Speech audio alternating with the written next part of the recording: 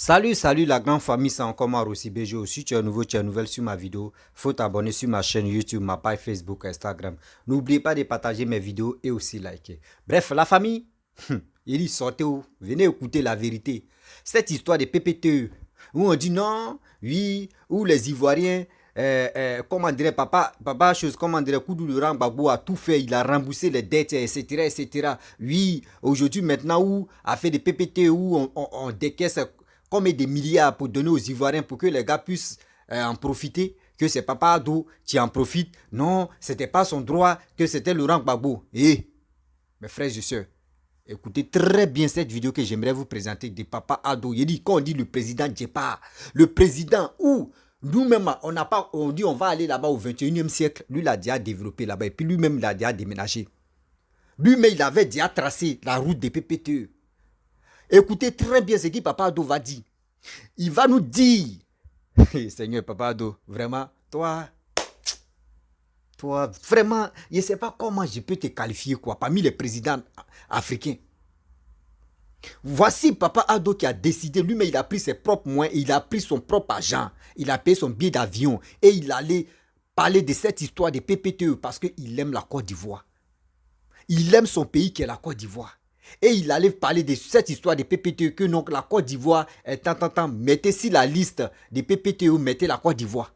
Et ils ont mis la Côte d'Ivoire. C'est pas d'autre tu l'as fait. C'est pas pour dire non que oui, c'est chose comme on dirait Koudou Laurent Gbagbo, tu as mis la Côte d'Ivoire dans la PPTE. C'est pas Bédié qui a mis la Côte d'Ivoire dans la PPTE. C'est pas aussi le père fondateur Félix Houphouët-Boigny qui a amené la Côte d'Ivoire dans la PPTE. C'est Papa Ado. Parce qu'il savait que PPTE là va nous enrichir, PPTE là va nous aider, PPTE là, ça va reconstruire la Côte d'Ivoire. Mais nous, on est là, on est matin, midi, soir, on allume nos caméras pour rencontrer des bêtises, insulter les jambes des gens, insulter, vilipender telle personne. Mais vous-même là, vous êtes là, quand on dit la politique, c'est pas un jeu d'amusement. Oui, dans la politique, il y a des gens qui viennent jouer. Sinon, il y a, quand on dit la politique, les vrais politiciens, les vrais leader, les gars ne parlent pas trop. C'est ça qui est Papa Ado. La famille, écoutez très bien les dits de Papa Ado et bien avant qu'il y a quelqu'un qui va définir et expliquer terre à terre le parcours de Papa Ado. Et aussi pourquoi ils ont interpellé Papa Ado pour venir en Côte d'Ivoire pour gérer le pays. Vous-même, vous allez écouter. Ce King qui est là. Ce King qui est là. The King qui est là. Comment, mais, s'il vous plaît. Respectez ce Prado. Respectez-le parce que ce qu'il est en train de faire pour nous, ce n'est pas du jeu. Il avait déjà préparé ça. Le PPTE aujourd'hui, où nous les Ivoiriens, on est en train d'en profiter là. Papa Ado avait déjà planifié ça. Papa Ado savait déjà que quelqu'un qui a vision de combien de kilomètres, combien d'années d'avance sur nous. La famille, voici la vidéo. Charles Bibi, il fait du bon travail. Je suis allé même à Washington pour le soutenir pour le programme PPTE. J'ai payé le billet de ma poche, j'ai payé l'hôtel de ma poche, parce qu'il fallait absolument qu'on ait ce PPTE avant le 31 mars l'année dernière. Nous sommes allés voir, et ça je le dis et je le répète et je le dirai toujours, nous sommes allés voir un des fils de notre pays. Il a occupé la fonction de directeur général adjoint du Fonds monétaire. Après lui et avant lui, aucun Africain n'a occupé ces fonctions. Il n'y a que le poste de directeur Afrique qui est occupé par les Africains. Bill-Canet a occupé ces fonctions. Il nous a beaucoup aidé dans la reprise des discussions. Ensuite, c'est Antoinette Saillé, qui a été ministre des Finances du Libéria, qui occupe ces fonctions. Le président lui-même a occupé ses fonctions avant d'occuper celle de directeur général adjoint. Nous sommes allés le voir pour lui dire que notre pays n'avait pas le choix et qu'il fallait à tout prix que nous puissions renouer et avoir un programme et espérer un désendettement de notre pays.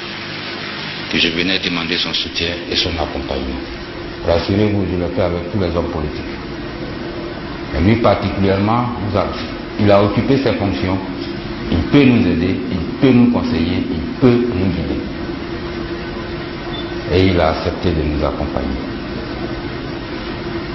Pendant la même période, il y a eu une mission du Fonds monétaire où ils étaient décidés à interrompre les travaux de transfert de la capitale de Yamoussoukro. Nous sommes allés le voir pour lui dire voilà la difficulté à laquelle nous sommes confrontés. Il a dit nous sommes tous d'accord que Abidjan c'est la capitale économique, Yamoussoukro c'est la capitale politique. Mais dans la situation actuelle du pays, il faut ramener les dépenses à une juste proportion. Voilà pourquoi les travaux de transfert de la capitale n'ont pas été interrompus. En 2008, novembre 2008, une mission du fonds est venue pour apprécier le programme et malheureusement, la mission a découvert des dépenses hors budget parce que des conventions avaient été signées au préalable et ces conventions c'était une histoire de pétrole et travaux et ça n'avait pas été budgétisé. Mais ça a été fait avant 2007, avant même que nous soyons ministres, ça a été fait en 2002. Le programme était en dérapage. La mission est repartie à Washington et il était question de rompre le programme avec la Côte d'Ivoire. Parce qu'ils ne nous faisaient plus confiance. Ils ont estimé qu'on avait caché les dépenses. Je leur ai dit, j'assume l'héritage du passé. Je m'avais en discussion, la discussion a été très difficile. La même chose s'est passée en RDC et le programme a été interrompu pendant au moins 2 ans et demi. La Côte d'Ivoire ne pouvait plus se permettre d'attendre 2 ans et demi. Nous étions en train d'aller en situation de cessation de paiement. Nous serions tombés dans le gouffre. Et Madani Tal est là, il est passé ici, posez-lui la question. Il est allé voir le Premier ministre d'alors, M. Soré-Dion, pour dire aidez le ministre des Finances. Si vous n'avez pas le programme, tu ne donnes pas 6 mois à la Côte d'Ivoire pour être en cessation de paiement. M. Kamara, vous pouvez la tester vous-même également. Et tout déprimé, heureusement, notre aîné était à Washington ce jour. Je me suis renseigné, je suis allé le trouver. Je lui ai dit que c'est terminé, c'est le gouffre pour la Côte d'Ivoire et que le programme est en train de déraper et on n'a plus confiance en nous. Il m'a dit, qu'est-ce qu'on fait? J'ai dit, j'ai donné ma parole de venir tout régulariser et tout rebudgétiser. Maintenant, est-ce qu'ils vont continuer de me croire? Là, je ne sais pas. Mais dit, tu es sûr que tu pourras régulariser en combien de temps? Je dis, en 2 mois. Mais il dit, bon, vas-y, moi je passe des coups de fil. Nous avons régularisé et le programme s'est poursuivi. Il s'agit de notre président, le président Alassane Ouattara.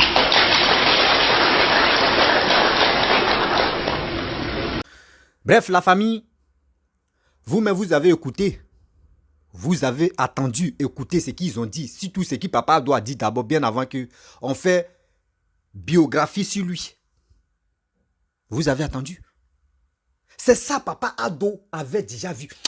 Eh Seigneur, papa, dis-moi la vérité. Hein. Quand il parle, il dit ton nom comme ça, papa. J'ai chair de poule parce que je ne sais pas comment. D'abord, moi, je te vois là. D'abord, je te qualifie là. Si les Ivoiriens te voyaient comme cela là, sérieusement, 2025 là, même le jour tu dis, tu vas être candidat là, nous tous on va courir derrière toi comme ça. Voici quelqu'un qui avait déjà prévu ça pour dire la Côte d'Ivoire doit être dans PPTE pour que la Côte d'Ivoire puisse être construite. Il avait déjà prévu ça. Il avait déjà prévu tout ça là. Et c'est dans ça, quelqu'un qui était au pouvoir pendant 10 années, vous-même vous connaissez la personne, 10 années, on lui donne plus de 50 milliards, il faut enlever ordure seulement, simple ordure à Abidjan, il n'a pas pu enlever. Mais regardez ce que papa doit en train de faire. Et je vois des gens qui rentrent en contact avec moi. Ah, tu vois pas, il est en train d'endetter la Côte d'Ivoire. Oui, on est dans la PPTE. Il va nous enforcer dans le truc de PPTE. Est-ce que vous connaissez ce qu'on appelle surtout PPTE et ce qu'on dit diriger un pays et ce qu'on appelle, oui, je suis un président pour développer mon pays. Est-ce que vous connaissez ça? Vous ne connaissez pas. Vous êtes fanatique. Vous êtes fanatique. Dieu même a fait. Dieu merci. Je remercie le bon Dieu. Après la mort de Félix Houphouët-Boigny, après la mort du père fondateur Félix Houphouët-Boigny, il y a quelque chose que les Ivoiriens n'ont pas compris. Il y a quelque chose que l'Ivoirien n'a pas compris. Quand Félix Houphouët-Boigny est mort, Le père fondateur est mort. C'était Alassane qui allait prendre le pouvoir. Mais tellement que ils ont changé des trucs. On dit non, c'est pas telle personne. Oui, on dit oui. Quand le président meurt, ouais, telle personne, tu vas le remplacer. Quand Félix Houphouët-Boigny était malade là, ils ont trouvé terrain dans la tête pour mettre Bédié là. On dit dans la vie, quand tu n'as pas de l'expérience, et puis on te prend, on te met, vois, viens gérer là, tu te perds dedans. C'est comme ça Bédié a pris le pouvoir. C'est là maintenant, ils ont commencé maintenant, on dit non. Ils ont signé, ils ont parlé de leur décret, on dit oui, décret là, on dit décret numéro tant, décret numéro tant, oui, ton père doit être ivoirien, ta mère doit être ivoirienne, des mères, pères, tout ça là, doit être ivoirien d'abord, ton sang doit être ivoirien bien avant que tu deviennes président. Tellement que pour enlever Papa Ado sur la liste. Mais quand il était premier ministre, quand il soutenait le président, le père fondateur, ça là, vous n'avez pas parlé. Parce que vous avez vu dans vos têtes là-bas, parce que c'est un nordiste, oui, c'est un burkinabé, il est ceci, il est cela. Aujourd'hui, ceux mecs qui ont fait ça là, ceux qui étaient dans le coup d'enlever Papa Ado, même si plan politique ivoirien là, aujourd'hui les gars regrettent. Les gars le regrettent aujourd'hui. Pour dire, si on savait, Dieu merci, je vous dis toujours, Dieu merci que Papa Ado n'est pas mort. Dieu merci, ils ont tout fait ça là, Papa Ado n'est pas mort. Mais malgré ça, Papa Ado, lui, il a pris son mal à la patience. Il a créé son parti, c'est qu'on appelle RDE, ils ont créé RDE, mais il allait prendre, ils l'ont pris, ils ont dit, bon d'accord, on dit oui, tu es tentant, viens, tu vas être à la tête de RDE. Et ils l'ont mis à la tête de RDE. Avec ça là, il n'a pas dit non, il va faire les muscles. Oui, pour faire ceci, pour faire cela, non. Tu sais, quand tu es béni, d'Allah, quand tu es béni de bon Dieu, je vous le jure, quel que soit Alpha, ton temps va arriver. Voici son temps, tu es là. Voici son temps, tu es là. Bédi est venu là. C'est pas Ado, mais tu es venu le chasser. Hein? C'est pas Ado, tu es venu le chasser. C'est les Ivoiriens mais qui ont dit non. Mais Bédi, ça fait tant, tu es en train de faire ça là. Il y a des gens qui m'ont appelé pour me dire oui, quand Bédi était au pouvoir, Bédi a vendu beaucoup de choses. Bédi a vendu des bateaux. On avait plusieurs bateaux. Bien avant que Papa Félix, le père fondateur, meure, on avait des bateaux. Mais quand Bédi est venu au pouvoir, Bédi a vendu ça. Les gens ne parlent pas de ça. Quand tu vas parler, oh non. Les gens ne parlent pas de ça. Gbagbo est venu. Gbagbo nous a montré quoi? La facilité. Gbagbo nous a montré quoi? Gbagbo pensait que oui, venu au pouvoir, parce que quand Félix Houphouët-Boigny était au pouvoir, Gbagbo parlait de la part de gâteau. On n'a qu'à, oui, gâteau là, oui, la part du gâteau, on n'a qu'à partager, Lui pense que quand il vient au pouvoir, c'est comme ça on partage. C'était l'erreur de Laurent Gbagbo qui est là. Lui il pensait que quand il est au pouvoir, il faut distribuer de l'argent, ils vont t'aimer, oui, il faut aller dans les... C'est comme un boucantier. Des femmes, ils prennent cet argent, ils ne souffrent pas trop. Il vient puis il distribue, là il va t'aimer. C'est ça Laurent Gbagbo. Lui il pensait que la politique c'est comme ça. La politique, quand tu gagnes de l'argent, travaille pour ton pays. Là, quand tu n'es plus au pouvoir, ton nom reste là. Aujourd'hui, demande à un Ivoirien. Je n'ai pas dit demander aux Ivoiriens clochards qui connaissent la vérité, qui font semblant de ne pas connaître la vérité là. Je ne parle pas de ceux-là. Demande à un Ivoirien qui aime son pays, qui est la Côte d'Ivoire. Il faut lui demander, entre combien de présidents qui ont passé là, qui a travaillé? Qui a travaillé? Ils vont te dire c'est Félix Houphouët-Boigny, le père fondateur, plus Papa Ado. Plus Papa Ado. Ils ont tout fait. Ils ont enlevé Bédi au pouvoir. Quand ils ont enlevé Bédi au pouvoir par la force là, par coup d'état là, Gbagbo a soutenu, non? Vous qui parlez là. Gbagbo dit oui, coup d'état est bienvenu. Coup d'état est bienvenu. Je vois des gens qui font des vidéos qui laissent les commentaires pour dire non que oui, un militaire, quand il vient au pouvoir, nous on n'aime pas le coup d'état. Oui, quand un militaire vient au pouvoir, c'est pas bon. Mais vous, ceux qui parlent ça là, vos leaders qui parlent de ça aujourd'hui là, demandez à votre leader que hier là, vous voyez ce que vous avez dit, hein, que coup d'état est bienvenu dans un pays. Coup d'état militaire est bienvenu dans un pays. Quand il vient au pouvoir, c'est bienvenu. Mais je vois les Maliens, les Burkinabés, les Guinée-Conakry, etc. Eux, le président, c'est un militaire. Mais acceptez aussi. Nous, maintenant, en Côte d'Ivoire, on a connu aussi Guéhi Robert. Guéhi Robert a géré le pays, qui est la Côte d'Ivoire. Guéhi Robert a géré la Côte d'Ivoire. Donc les autres aussi. Si on dit non que oui, c'est Assimi Goïta qui est le président, et puis on reconnaît que c'est lui qui est le président depuis combien de temps, et puis on s'en a combien de temps même il est au pouvoir. Acceptez-le. Acceptez-le. Eux, c'est leur choix. Acceptez leur choix. Nous, d'abord, on a accepté. Jusqu'à Gbagbo même a félicité pour dire non que oui, le coup d'État est bienvenu en Côte d'Ivoire. Mais après ça, là, ils sont allés dire quoi dans l'oreille de Guéhi même a dit quoi. Guéhi dit non, lui, il ne veut pas être candidat. Hein. Lui, il n'est plus là pour dire non qu'il va gérer le pays. Mais quand il a goûté, il a pris goût là. Il dit, il veut être candidat. Avant d'être candidat, Guéhi a dit quoi? Ils ont mis dans ses oreilles que oui, Alassane il n'est pas ivoirien. Hein. Il n'est pas ivoirien des mers ou de quoi là même là. Il faut l'enlever sur la liste. Non, il ne faut pas, il va participer. Dans ça là, Alassane n'a pas parlé. Alassane même savait, surtout le père fondateur, surtout Papa Ado savait que non, tôt ou tard, c'est qu'il allait signer là-bas, là, les papiers qu'il allait signer. Pour dire oui, la Côte d'Ivoire doit être en PPTE pour qu'on puisse donner de l'argent à la Côte d'Ivoire. Et le président même qui va être là, et il va bien travailler. C'est Papa Ado qui allait faire. Si vraiment Babo travaillait bien, il allait dire bon d'accord, bon, faites signe, moi il vous fait signe, envoyez de l'argent à Babo, il va travailler. C'est lui qui allait signer. Donc c'est son accord. On attendait pour donner de l'argent. Ce n'est pas Gbagbo qui a signé, ce n'est pas Bédi qui a signé, ce n'est pas même Félix Fouboigny qui a signé. Vous-même, vous connaissez. Ce n'est pas ceux-là qui ont signé. Celui qui a signé, c'est son accord, les gars attendaient. Mais Papa Ado était tranquille. Bédi est venu. Il a vendu des bateaux. Il a vendu ce qu'il pouvait vendre. Lui, pour lui, il était à partir. Gbagbo est venu. Déchets toxiques, la guerre. Tout même, il a fait ce qu'il pouvait faire aussi. Mais Papa Ado dit, mais mon pays est en train de tomber en chaos comme ça. Mon pays que j'aime autant, en train de mourir petit à petit. Voici ça aujourd'hui. Vraiment, moi je vais être candidat. Ils ont écarté même Papa Ado. Guéhi pensait que... Seigneur. Guéhi pensait que... Robert Guéhi pensait que... Tonton Guéhi pensait que... Mon oncle Guéhi pensait que... Ceux qui étaient autour de lui là, qui lui parlait à l'oreille pour dire Papa Ado n'est pas bon, Papa Ado n'est pas bon là. Mais eux ne savaient pas que le FPI d'avant, ils sont allés faire alliance avec le RDR. Ils sont allés faire alliance avec le RDR pour enlever ce monsieur-là au pouvoir, pour enlever l'autre là au pouvoir, pour gagner. Parce que Guéhi dit lui, il était candidat.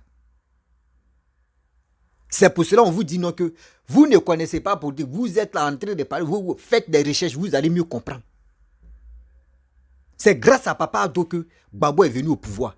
Demandez aux crieurs, les aboyeurs d'ici, les réseaux sociaux qui parlent, demandez-les. C'est grâce à qui Gbagbo est devenu président. Grâce à quelle alliance? Ils vont te dire c'est l'alliance des RDR. Qui était à la tête de ça? C'était Papa Ado. Arrêtez ça quand même. Quand Bédi était au pouvoir, Bédi a dit non que oui, il faut pas, Papa Ado va venir en Côte d'Ivoire. Parce que s'il vient en Côte d'Ivoire, il va le mettre en prison ou il va lui faire du mal. Vous comprenez? Il va lui faire du mal. Et c'est dans ça. Gbagbo a compris. Gbagbo dit, ah bon, si c'est comme ça, je vais rentrer en contact avec le leader des RDR qui est en exil et que je vais faire coalition avec lui.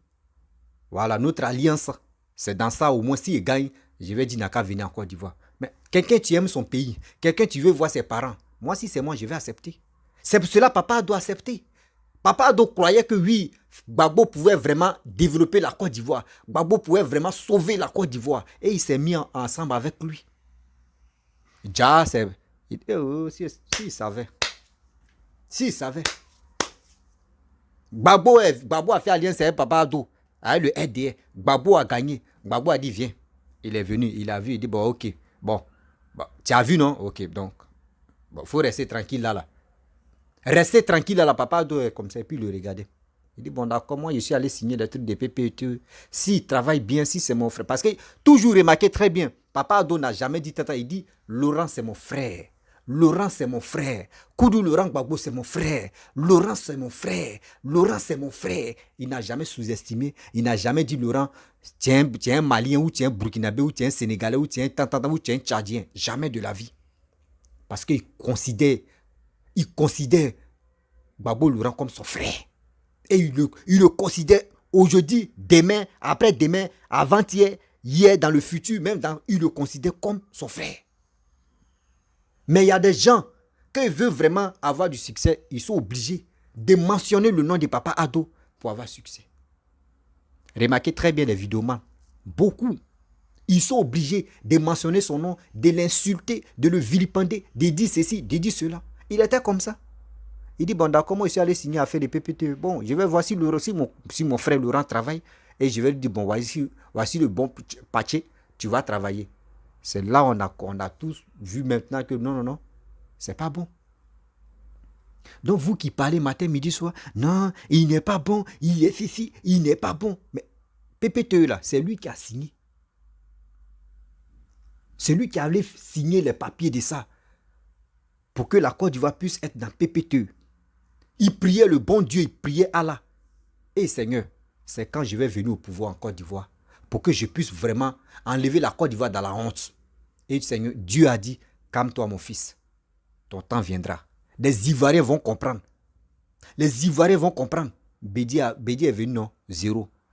Gueye est venu, non, il a fait ses 6 mois ou combien de mois ou 9 mois là, 0. Jusqu'à lui-même, ils l'ont tué. Gbagbo est venu, 10 ans, 0. Voici ta gloire. Des Ivoiriens, les gens qui ont passé bien avant que toi tu viens au pouvoir. S'ils n'ont pas compris encore, c'est que la majorité qui n'ont pas compris, c'est qu'ils sont les plus bêtes. Et puis remarquez très bien. Des gens qui n'ont pas encore compris la politique, les gens qui n'ont pas encore compris pour dire non que la valeur de la Côte d'Ivoire. Remarquez, leur attitude sur les réseaux sociaux, c'est pour s'injurer, c'est pour s'insulter, c'est pour se maudire, les malédictions pas possibles. C'est eux qui sont dedans. Tu les vois même les peaux gratter. Elles sont obligées de se maquiller. Surtout garçons aussi, ils sont obligés de se pomader pour venir se parler. Moi, je ne me maquille pas, je ne me pomade pas. Moi, mais je n'aime pas me pomader même. C'est mon teint qui est là. Si moi me décide, je vais me pomader même. C'est que là, c'est gâté. Et il devient bamné. Donc, soyons sûrs et soyons honnêtes. C'est que ce monsieur, ce que papa est en train de faire pour les Ivoiriens. Regardez le métro, regardez le développement, regardez la route. On dit on ne mange pas la route. Regardez. Aujourd'hui, là, je vous parle, aujourd'hui où je vous parle là. Où je vous parle aujourd'hui, présentement là. À Yopougon, on dit le 31 de ce mois là. Hey, Seigneur. Quand le 31 mars là, tout est rempli là-bas à Yopougon. Que Gbagbo va faire sortir 3 millions de personnes. Parce que quoi? Pourquoi les gars disent que Gbagbo va faire sortir 3 millions de personnes? Blé Goudé seul a fait sortir plus de 2 millions de personnes. Donc il veut que Gbagbo n'a qu'à faire 3 millions. Mais maintenant, vous ne mangez pas goudron. Vous détestez goudron. Mais goudron que papa doit faire à Yopougon là, ne marchez plus sur ça. Sautez maintenant, sautez ou soit planez-vous comme ça en l'air. Bande de salauds comme ça. Quelqu'un veut vous enlever dans la honte et c'est vous êtes là, vous avez la grande gueule, on ne mange pas goudron. L'Ivoirien a fait, l'Ivoirien est ceci, l'Ivoirien est comme ça. Pourquoi vous êtes ignorant même? Votre histoire de PPT, voici la raison. Et voici le pourquoi. Nous, la Côte d'Ivoire, on est venu dans PPT. Dites, imaginez-vous, quelqu'un n'a qu'à dire, voyez, visa aux États-Unis, qui veut aller là-bas, vous allez voir, Côte d'Ivoire là, va être vide. N'importe quel genre de pays en Afrique va être vide. Parce que quoi? Tout le monde rêve d'aller aux États-Unis. Mais aux États-Unis, c'est le pays le plus endetté au monde. Mais eux, ils demandent toujours de l'argent. Et puis les gars développent, les gars font les choses. Vous n'avez pas compris. On a eu quelqu'un qui est en train de nous aider. On a eu un bon président qui est en train de nous enlever dans la honte. On a eu un bon président qui est en train de tout faire pour nous les Ivoiriens. Pour qu'au moins demain on puisse être fiers de nous. Mais vous êtes là, vous le combattez dans la haine, dans la confusion. Vous-même arrivez au moment là. Tellement que vous êtes remplis de haine. Entre vous-même là, c'est gâté. Il y a confusion là-bas. Oh, lui là, toi tu as fait ceci. Oh non, toi tu as fait ceci. Entre vous-même, c'est mélangé. Parce que c'est le karma qui est en train de vous prendre. C'est le karma qui est en train de vous prendre. Aujourd'hui, demandez. Je ne peux pas citer des noms, mais il y a des pays là qui rêvent même d'avoir Papa Ado comme président dans leur pays. Mais nous, on dit la Côte d'Ivoire est bénie. On a eu quelqu'un, on a eu un bon président qui est en train de nous enlever dans la honte. Et on est là, Non, on n'aime pas, non, on n'aime pas. Mais faut être vraiment un idiot. Faut être vraiment stupide. Oui, faut être vraiment stupide.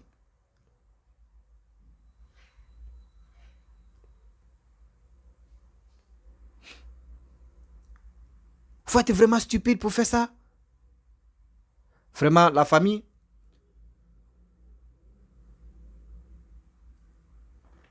Si tu es nouveau, tu es nouvelle sur ma vidéo, faut t'abonner sur ma chaîne YouTube, ma page Facebook. J'aime plus faire les longues vidéos parce que il passe ça. Il passe à mes frères. Donc, je remercie des gens qui me contactent en Messenger ou soit si mon numéro WhatsApp, parce que mon numéro WhatsApp, je ne mets plus ça. Mais si vous fouillez mes anciennes vidéos, vous pouvez trouver mon numéro là-bas. On peut échanger. D'abord, tu viens là, c'est comme ça. Moi, je te reçois. Voilà, si tu viens, voilà. Moi, il te reçoit comme ça, voilà. Si tu viens en Wokoko, moi, il te reçoit en Wokoko. Donc, la famille, je vais m'arrêter là. Aimons-nous, voilà, aimons-nous vivants. N'attendons pas la mort de quelqu'un pour dire si on savait. Voici quelqu'un qui est en train de tout faire pour nous les Ivoiriens. On doit vraiment le soutenir. Et de deux aussi, j'ai dit aux Ivoiriens, vous qui aimez la Côte d'Ivoire, vous qui aimez votre pays qui est la Côte d'Ivoire, vous qui êtes fiers de votre pays, s'il vous plaît de grâce, partez-vous enrôler. Parce que 2025, l'heure est grave. Oui.